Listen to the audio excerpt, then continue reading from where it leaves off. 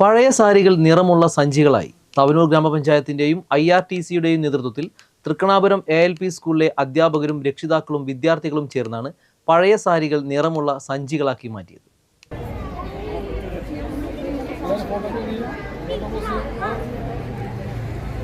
പാഴ്വസ്തുക്കളെ പുതുക്കി ഉപയോഗിക്കുന്ന പാഴ്പുതുക്കം പരിപാടിയുടെ ഭാഗമായി പഴയ സാരികൾ ശേഖരിക്കുകയും അവ അധ്യാപകരും രക്ഷിതാക്കളും വിദ്യാർത്ഥികളും ചേർന്ന് നിറമുള്ള സഞ്ചികളായി മാറ്റുകയും ചെയ്തു.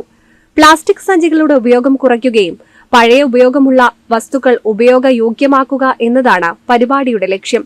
വിദ്യാർത്ഥികൾക്കുള്ള സഞ്ചി വിതരണ ഉദ്ഘാടനം തവനൂർ ഗ്രാമപഞ്ചായത്ത് വൈസ് പ്രസിഡന്റ് TV ശിവദാസ് നിർവഹിച്ചു. ഈ സ്കൂളിന്റെ ചുറ്റുപാടുകളും ക്ലാസ് റൂമുകളും എല്ലാം കൃത്യമായി പരിശോധിച്ച് പാലിച്ചു പോകുന്നുണ്ടെന്നുള്ളത് നമുക്ക് മനസ്സിലാക്കാൻ കഴിയും.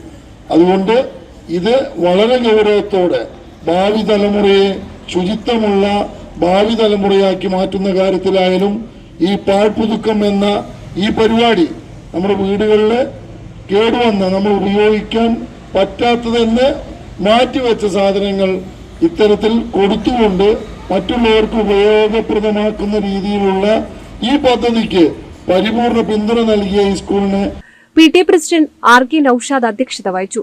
കോർഡിനേറ്റർ C ഭരതൻ പദ്ധതി വിശദീകരിച്ചു.